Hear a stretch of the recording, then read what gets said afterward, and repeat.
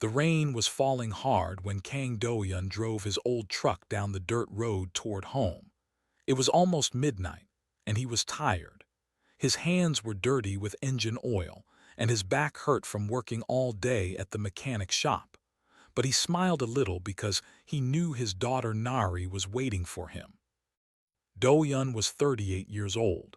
He had dark circles under his eyes and gray hair at his temples. Life had not been easy for him. 3 years ago, his wife Yunbai died from a sickness that the colony doctors could not cure. Since then, he raised Nari alone. She was only 9 years old now, but she was strong and brave like her mother. They lived on planet Kepler 442b in a small farming town outside New Seoul Colony. It was a quiet place. Most people grew wheat and vegetables. They lived simple lives far away from the wars and politics of the galaxy. Do-yun turned his truck toward his farmhouse. The headlights cut through the dark rain. Then he saw something strange. There was a bright light in his wheat field. It was not lightning. It was something else. He stopped the truck and got out. The rain soaked his jacket immediately, but he did not care. He walked through the mud toward the light. As he got closer, he saw it clearly. It was a crashed escape pod. Smoke was coming from its broken hull. The metal was twisted and burned. Do-yun felt his heart beat faster. He knew what this might be. He had seen escape pods before during the war, but that was 20 years ago. What was one doing here now? He walked around the pod carefully. There was a hole in the side where the door had blown off. He looked inside, and what he saw made him step back in fear. There was a Veloran inside. Every human knew about Velorans. They were the monsters from the stories. 30 years ago, they attacked 3 human colonies and killed thousands of people. They were huge creatures with 4 arms and thick gray skin. They had teeth like knives and eyes like burning coal.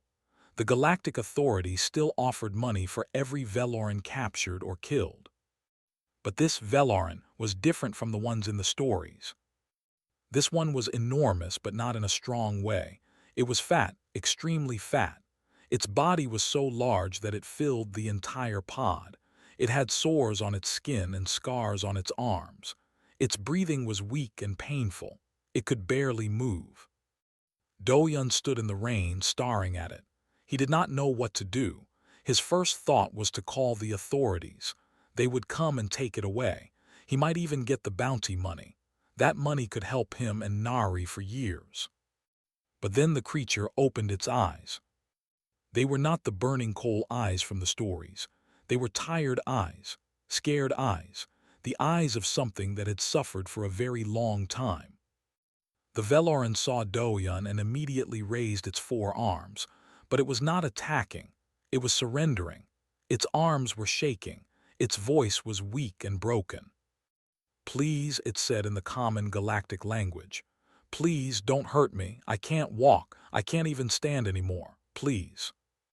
Do-yun did not move. He just watched. "I know what I am," the creature continued.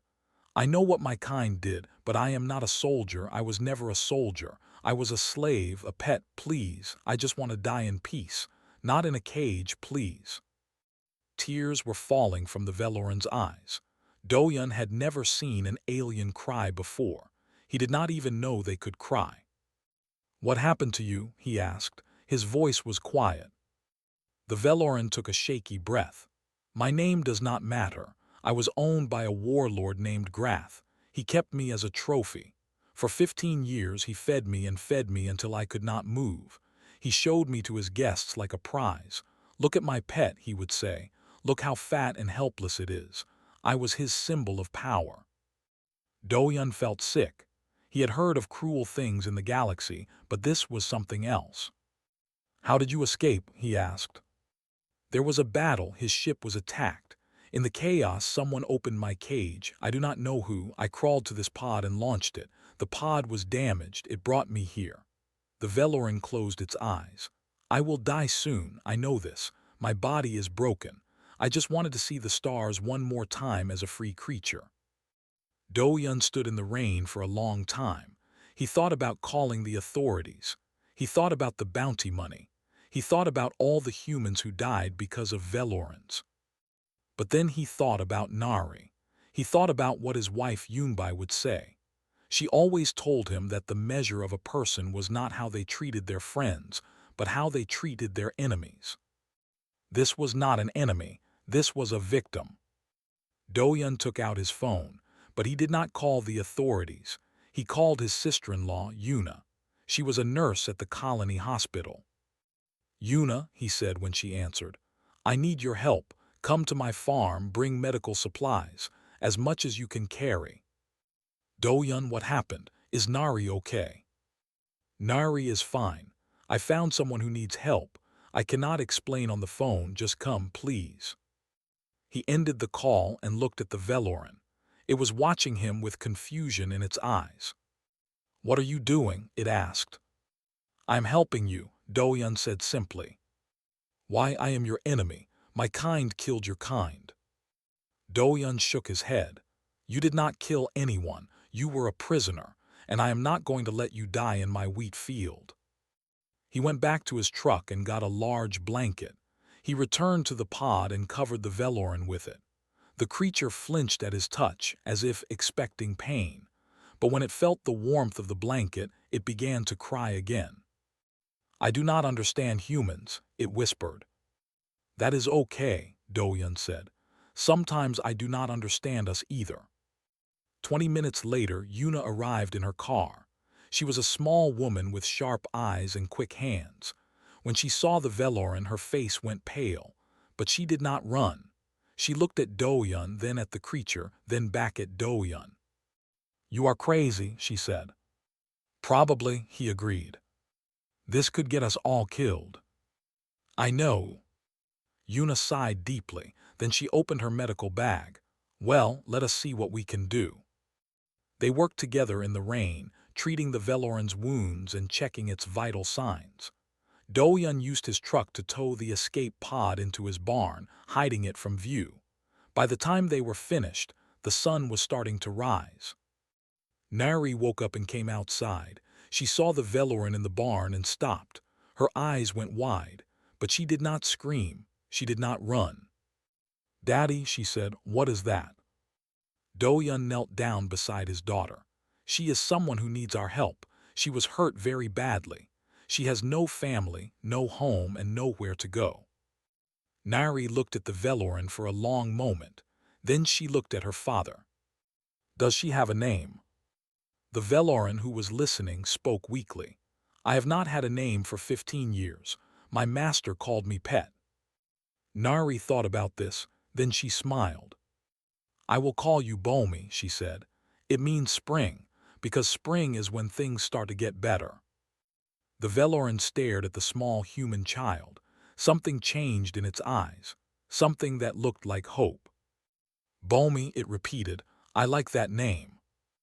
And so began the strangest chapter of Kang Do-yun's life. He did not know what the future would bring. He did not know if he was making the right choice. But as he watched his daughter hold the hand of a broken alien, he knew one thing for certain. This was what his wife would have wanted him to do. The first week was the hardest. Bomi could not move from the barn floor. Her body was too heavy, her muscles too weak. For 15 years she had been kept in a cage, unable to walk, barely able to lift her arms. Her bones had become soft. Her heart struggled to pump blood through her massive body. Yuna came every day after her hospital shifts. She checked Bomi's heart, her lungs, her blood pressure. She gave her medicine to help with the pain. She put cream on the sores that covered Bomi's gray skin. "She should be in a hospital," Yuna told Do-yun one night. "I can only do so much here." "If we take her to a hospital, they will call the authorities," Do-yun replied. "And then she will end up in a cage again, or worse."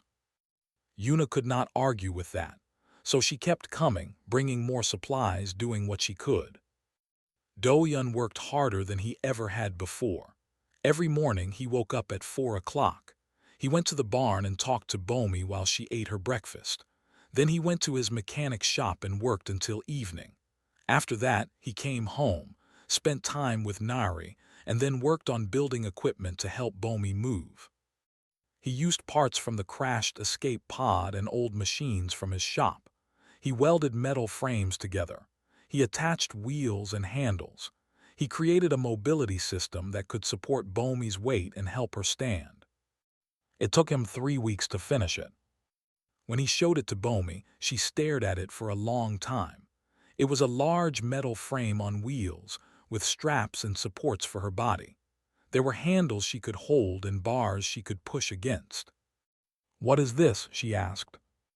"It is a walking frame," Doyun said. "It will help you learn to walk again." Bomi shook her head. Her eyes were full of fear. "I cannot walk. I have not walked in 15 years. My legs do not work anymore." "Your legs work," Doyun said firmly.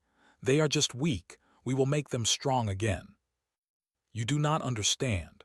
My master told me I would never walk again. He said my body was ruined forever," he said. "Your master was wrong."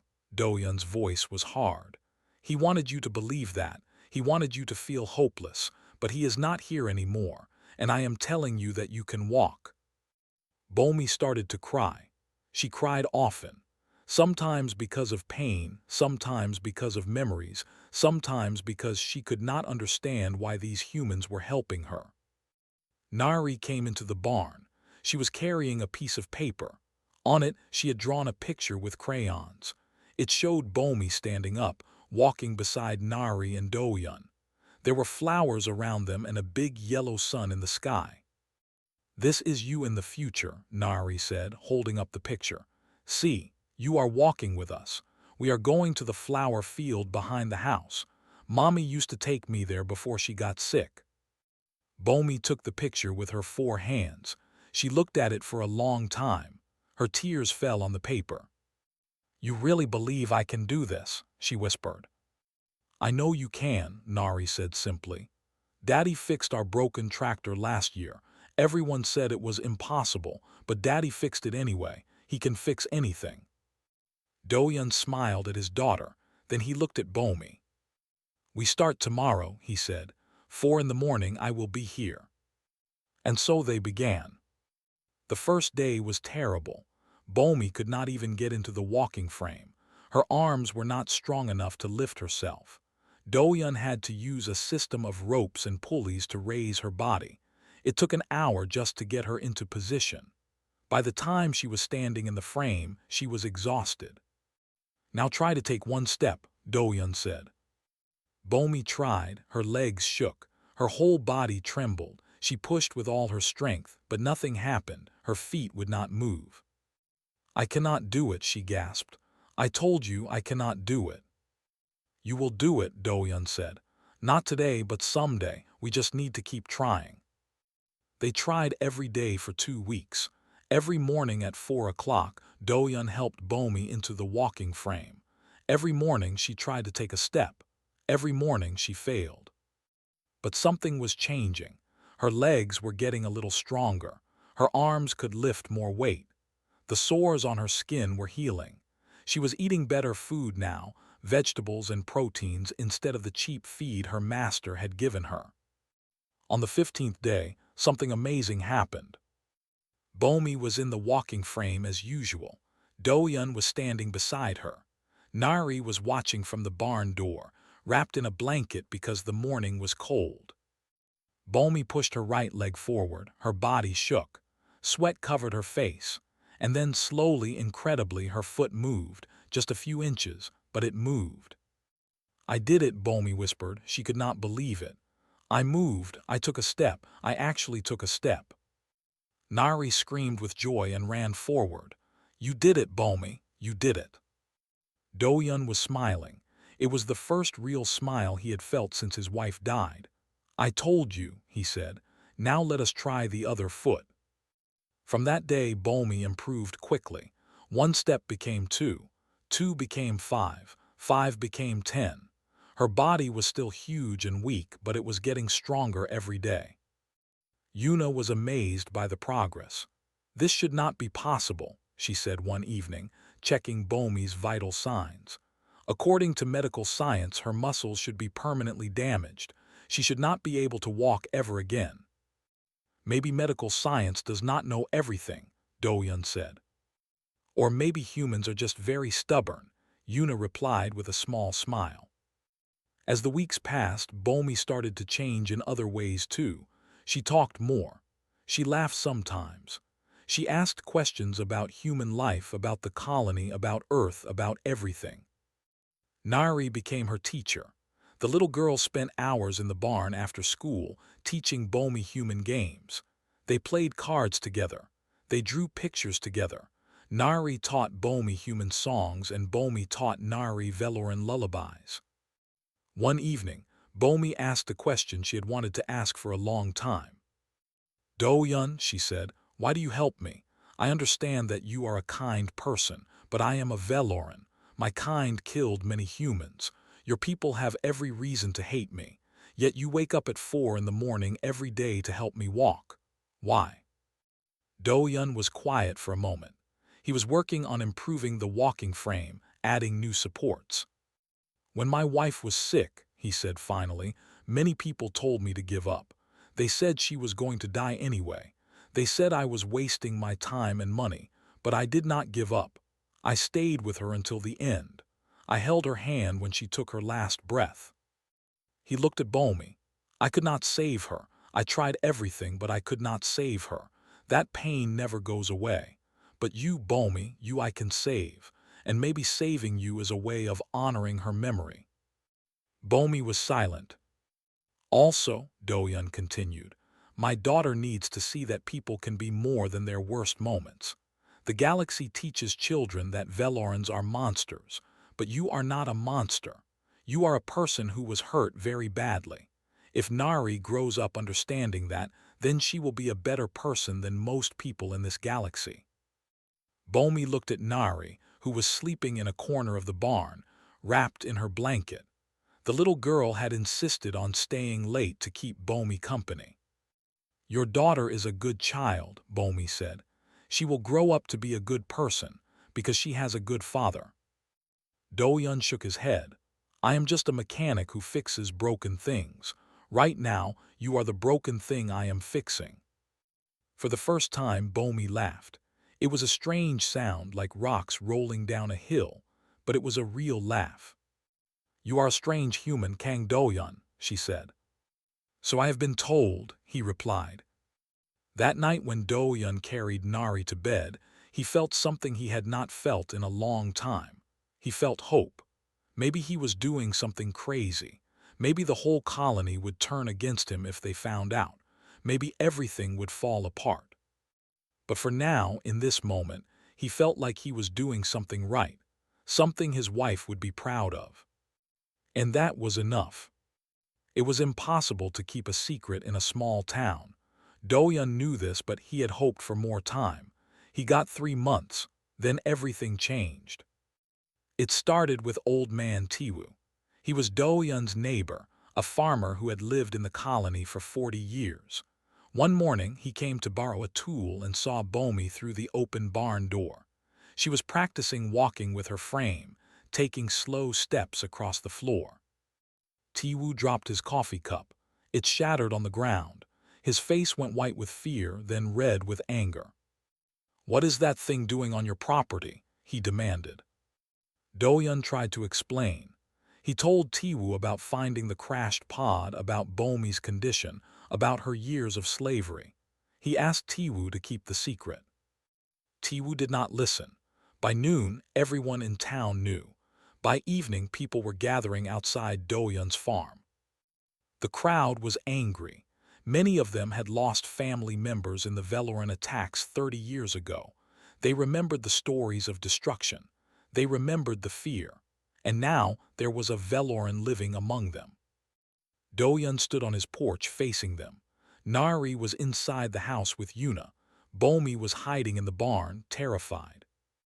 You have brought a monster into our community, shouted a woman named Jihai. Our children play in these streets. How dare you endanger us? She is not a monster, Do-yun said calmly. She was a slave. She never hurt anyone. They are all the same, yelled another man. Velorans are killers. You cannot trust them.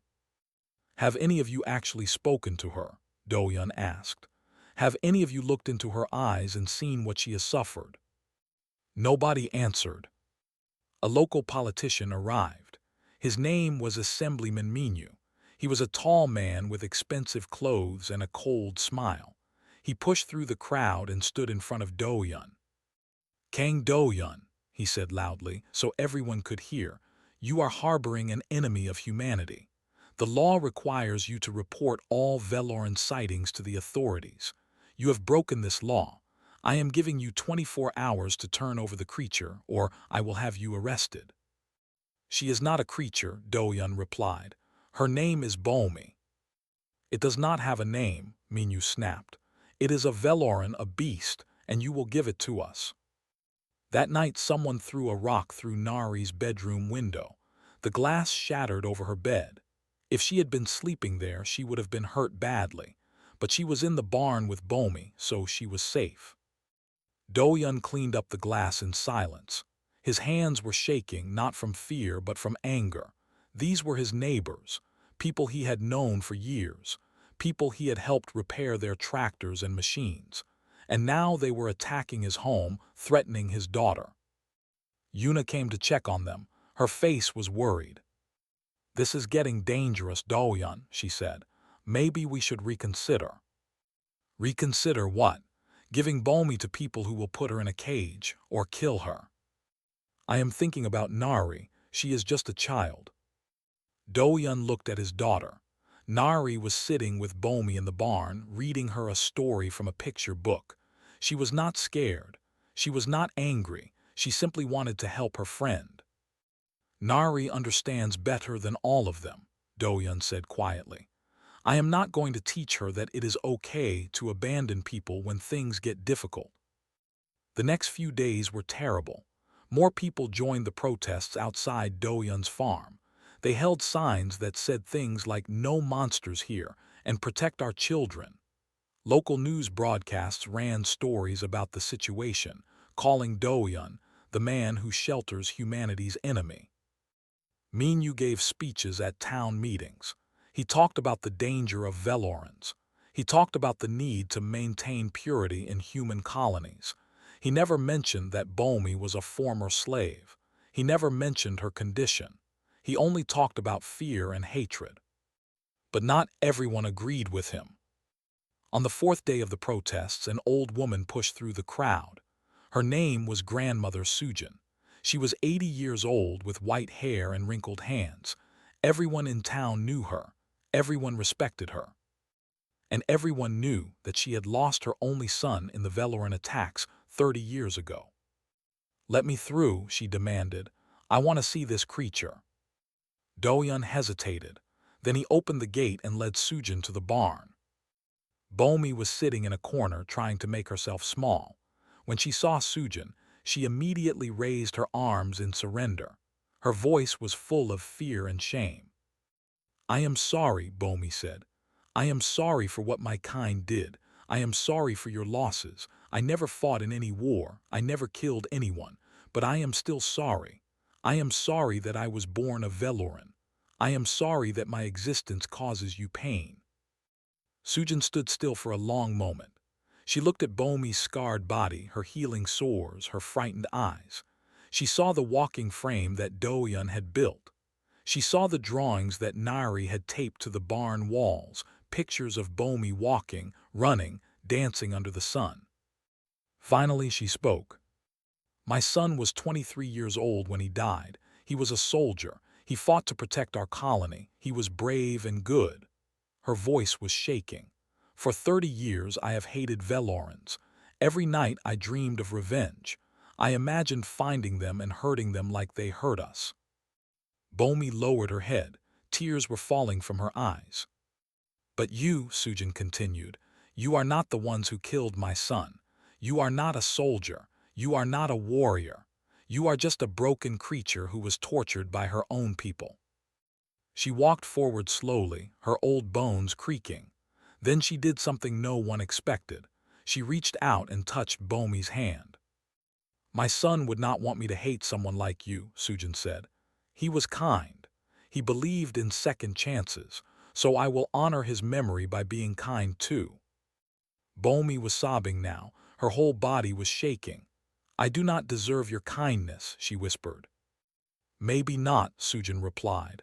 "But I am giving it to you anyway. That is what makes us human." After that day, everything changed. Sujin became Bomi's fiercest defender. She stood on Do-yeon's porch and faced the crowd. She told them about her son. She told them about forgiveness. She told them that hatred was a poison that only hurt the one who carried it. The community split in two. Some people remained angry. They continued to protest and make threats, but others started to change their minds. They brought food to Do-yeon's farm. They left flowers and kind notes. A few of them even asked to meet Bomi. Old man Tiwoo, who had started everything by revealing Bomi's presence, came to Do-yeon one evening. His face was confused and troubled. "I still do not trust that creature," he said. "But I have known you for 15 years, Do-yeon. You are not a fool. If you believe she is safe, then maybe there is something I am not seeing." It was not forgiveness, but it was a start. As the days passed, Bomi continued to improve. She could now walk without the frame for short distances. Her body was slowly losing weight. Her skin was healthier. She started helping Do-yeon with small repairs, using her 4 arms to hold tools and parts. It turned out that Velorans had a natural talent for engineering. One afternoon, Nari came running into the barn with exciting news. Bomi, guess what? Grandmother Sujin wants to teach you how to make rice cakes. She said you can come to her house next week." Bomi looked at Do-yeon with disbelief. "She wants me to visit her house." "She thinks you need to experience more human culture," Do-yeon said with a small smile. "And her rice cakes are the best in the colony." For the first time, Bomi smiled. It was an awkward smile because Velorans did not smile the same way humans did, but it was real. "I would like that," she said. "I would like that very much." Outside, the protesters were still gathering. Assemblyman Minyu was still making speeches.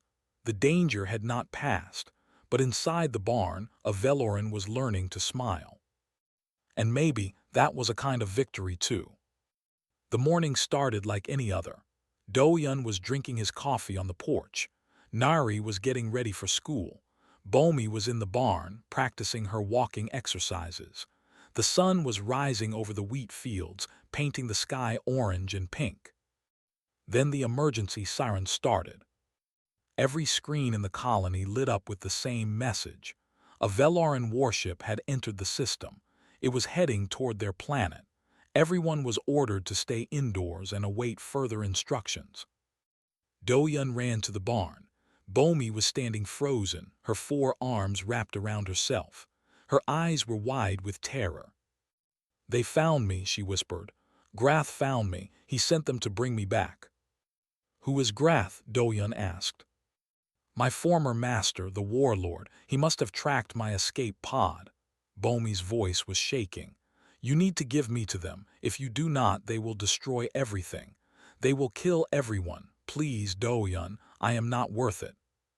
"Quiet," Do-yeon said firmly. "Nobody is giving you to anyone." But even as he spoke, he felt fear in his heart. He was just a mechanic. He had no weapons, no army, no power. How could he stand against a Veloran warship? The next few hours were chaos. The colonial government held emergency meetings. Military ships were called in from nearby systems, but they would take days to arrive. The colony had only a small defense force, not enough to fight a Veloran warship. Then the message came. The Veloran ship broadcast a transmission to the entire colony. On the screen appeared a massive Veloran warrior with scars across his face and metal rings in his ears. His eyes were cold and cruel. "Humans of this colony," he said, "I am Commander Vrock, servant of Warlord Grath. We are not here for war. We are here for property. A slave escaped from my master's ship. She is hiding somewhere on your planet.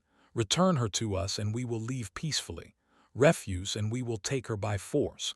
You have 48 hours." The transmission ended. Immediately, Assemblyman Minyu called for a town meeting. He stood on the stage and pointed his finger at the crowd.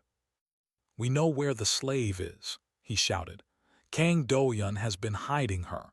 All we need to do is give her back and this nightmare will be over." Many people nodded in agreement. The fear was overwhelming. A Veloran warship could destroy the entire colony in minutes. Was one alien really worth risking everyone's lives? But before anyone could speak, Grandmother Sujin stood up. "You coward," she said to Minyu. Her voice was calm but sharp like a knife. "You would hand over a helpless creature to be tortured because you are afraid. Is that what humanity has become?" "This is not about courage," Minyu yelled. "This is about survival." "No," said another voice. It was Old Man Tiwu. He stood up slowly, his old bones creaking. "This is about who we are. I was wrong about that Veloran. I have visited her. I have seen her with Nari. She is not a threat. She is just a scared, broken person, and I will not hand her over to monsters." More people started to speak up. The community that had been divided now came together in a way no one expected. Some still sided with Minyu, but many others stood against him. Later that night, colonial soldiers arrived at Do-yun's farm. Their commander was a stern woman with short hair. "Mr. Kang," she said, "I have orders to take the Veloran into protective custody. The government believes this is the safest option for everyone." "Protective custody," Do-yun laughed bitterly. "You mean you will put her in a cage and use her as a bargaining chip?" The commander did not deny it. "This is bigger than one creature, sir. We have to think about the entire colony." Do-yun stepped forward. "Listen to me. That Veloran in my barn was kept as a slave for 15 years. She was starved and tortured. She has done nothing wrong. And now you want to hand her back to the people who hurt her. I will not allow it. You do not have a choice." Before the commander could give orders, something happened. People started arriving at the farm. Old Man Tiwu came first, carrying an old hunting rifle. Then Grandmother Sujin, leaning on her walking stick. Then dozens of others, farmers and shopkeepers and mechanics, people who had decided that some things were worth fighting for. They formed a line in front of the barn. None of them were soldiers. None of them had any chance against a military force, but they stood there anyway. Tiwu spoke first. "That creature is one of us now. If you want to take her, you will have to go through all of us." The commander stared at them. She had expected resistance from Do-yun, but not from the entire community. This complicated things. "I need to speak with my superiors," she said finally and left. For 3 days the standoff continued. The Veloran warship waited in orbit. The colonial government argued about what to do, and the people of the town stayed at Do-yun's farm, protecting Bomi. They brought food and water. They set up tents. They sang songs at night to keep their spirits up. Nari moved between them, bringing blankets and snacks, thanking everyone for helping her friend. Bomi watched all of this from the barn. She could not believe what she was seeing. These humans, who had every reason to hate her kind, were risking their lives for her. Some of them had lost family members to Velorans. Some of them had been protesting against her just weeks ago, and now they were standing together, refusing to give her up. On the second night, she called Do-yun into the barn. "I cannot let this continue," she said.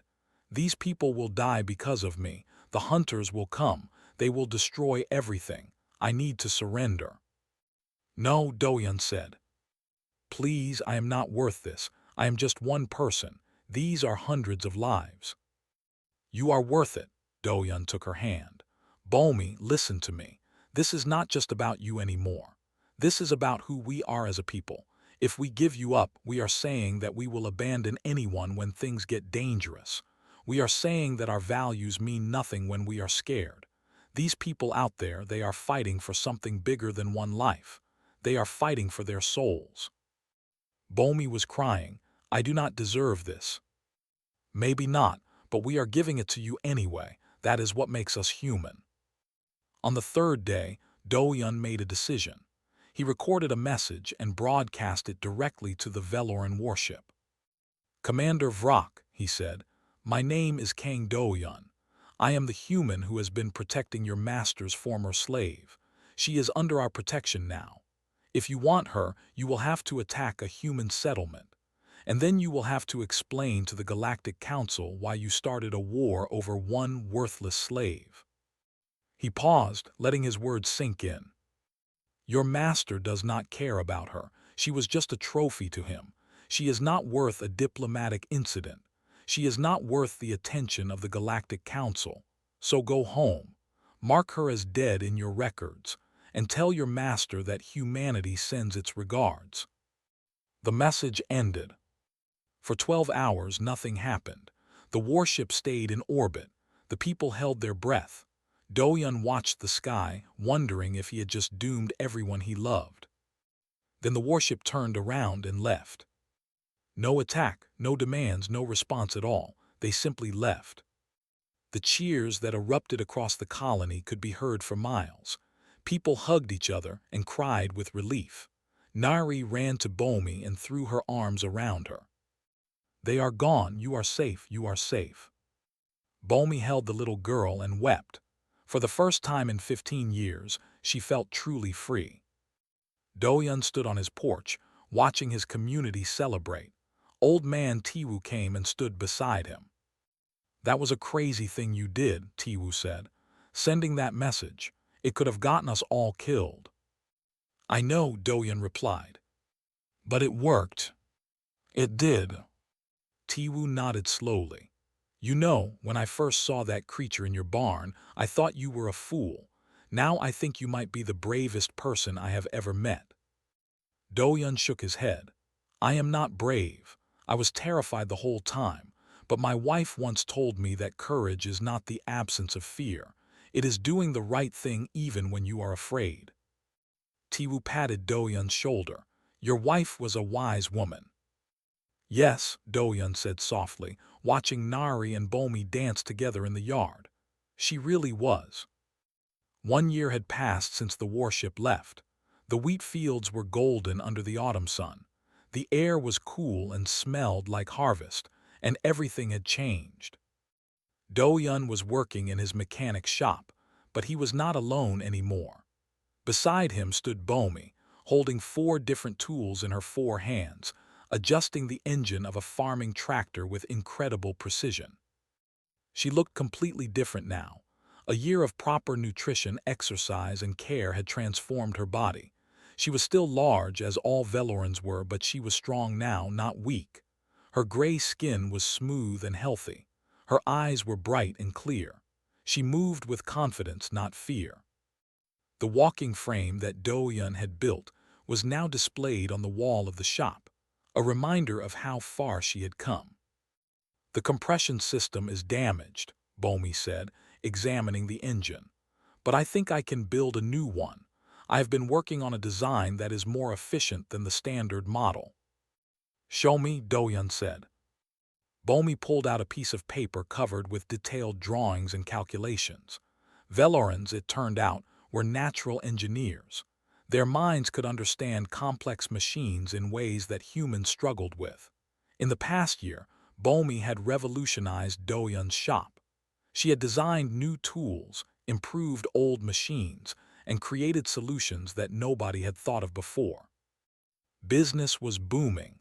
Farmers came from across the region to get their equipment fixed. They did not come despite the Veloran working there. They came because of her. But Bomi's work had gone beyond just fixing tractors. 3 months ago, she had finished her biggest project yet.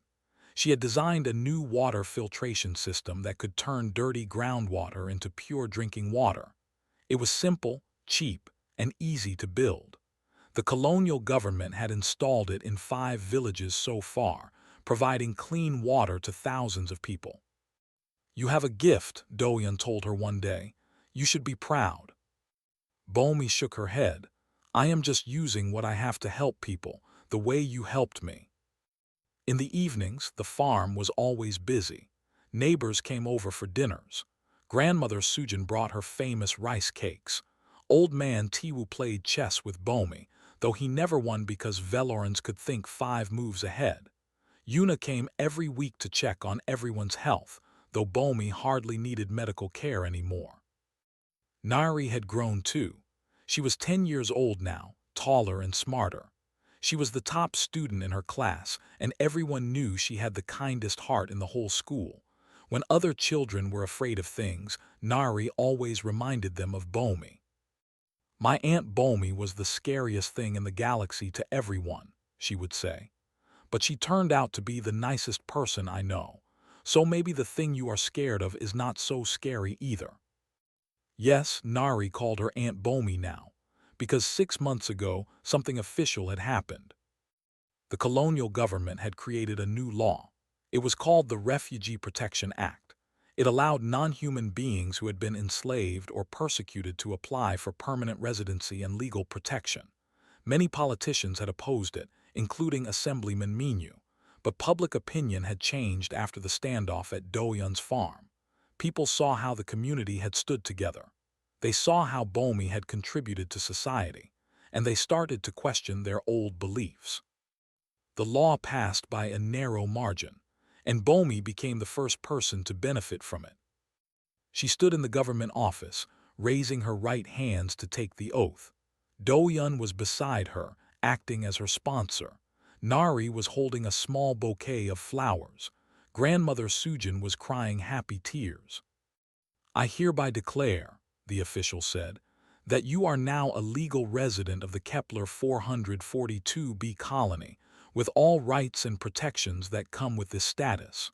Welcome to humanity." After the ceremony, Bomi took one more step. She went to the registry office and changed her name officially. Kang Bomi.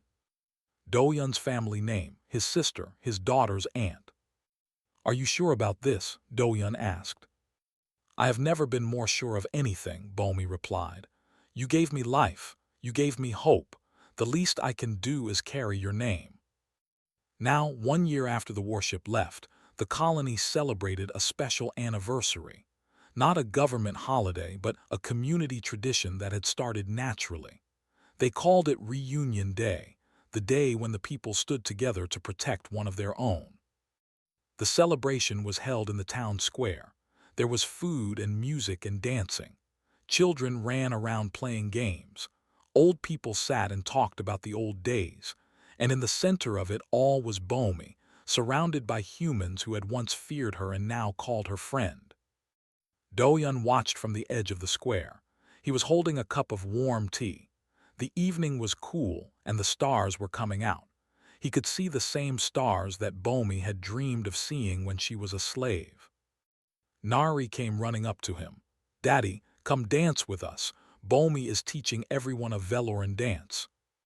Doyun smiled. "I am too old for dancing." "You are not too old, come on." She grabbed his hand and pulled him toward the crowd. Bomi saw them coming and made space for them. Her smile was still awkward because Veloran faces were not built for smiling. But it was real. It was warm. It was family. As they danced under the stars, Doyun thought about his wife Yunbai. He wondered what she would think if she could see them now. A human mechanic, his daughter, and a Veloran alien, dancing together like they had known each other forever. He knew exactly what she would say. She would say that love was humanity's greatest rebellion. That kindness was the most powerful weapon in the universe. That family was not about blood, but about choice. She would be proud. After the celebration, when most people had gone home, Nari fell asleep on Bomi's lap. Doyun sat beside them on a bench, looking at the quiet town. "Next week, a Veloran diplomat is coming to visit," Bomi said quietly. "She heard about my story. She wants to learn how humans integrated me into their society." "What will you tell her?" "The truth, that humans are strange and stubborn and sometimes cruel, but they are also kind and brave and capable of changing. That one family decided to help me when they had every reason not to, and that decision changed everything." She looked at the sleeping Nari. "More Veloran refugees are coming. They are escaping slavery and seeking asylum in human space. The diplomat wants to create a formal program. She asked if I would help. And what did you say? I said yes. Bomi paused. I want to do for others what you did for me. I want to show them that there is another way, that they do not have to be what they were born into. Do-yun nodded slowly. You have come a long way from the broken creature I found in my wheat field. I had good teachers. They sat in comfortable silence for a while. The stars turned slowly overhead. Somewhere in the distance, music was still playing. Do-yun, Bomi said, can I ask you something? Of course. Do you ever regret it, taking me in, all the trouble it caused, the threats, the protests, the standoff? Do-yun did not answer immediately. He thought about the past year, the fear, the anger, the sleepless nights, the rock through Nari's window, the soldiers at his gate, the warship in the sky. Then he thought about Nari's smile when Bomi took her first steps. He thought about grandmother Sujin's tears of forgiveness. He thought about the community standing together in front of his barn. He thought about Bomi's water filtration system, bringing clean water to thousands. No, he said finally, I do not regret it, not for 1 second. Bomi's strange Veloran smile grew wider. Good, because I was going to feel very guilty if you did. They both laughed, quietly so as not to wake Nari. The next morning, Nari's school had a special guest. Bomi stood in front of 30 children, her 4 arms folded nervously. She had never spoken to a group of humans before. Hello, she said. My name is Kang Bomi. I am a Veloran, and I am here to tell you about my people. A small boy in the front row raised his hand. Are all Velorans scary? Bomi thought about the question, then she smiled. I used to think all humans were scary, she said. Then a man and his daughter showed me I was wrong. She looked at Nari, who was beaming with pride. Maybe the most important thing I learned from living with humans, Bomi continued, is that you should never judge someone by what they look like or where they come from. You should judge them by how they treat others. And the kindest people I have ever met are not the ones who had easy lives. They are the ones who suffered and then chose to help others instead of hurting them. The children listened with wide eyes. Some of them would forget her words by tomorrow, but some would remember. And maybe, years from now, they would stand up for someone who needed help, just like Do-yun had done. That was how things changed, not with big speeches or grand gestures, but with small acts of kindness repeated over and over until they became normal. Bomi understood that now, and she would spend the rest of her life proving it. After the class, Nari ran up and hugged her. You did great, Aunt Bomi. You think so? I know so. You are the best aunt in the whole galaxy. Bomi held the little girl close. A year ago she had been a broken slave who could not walk. Now she was a teacher, an engineer, a sister, an aunt. Now she was family. And that was the greatest transformation of all.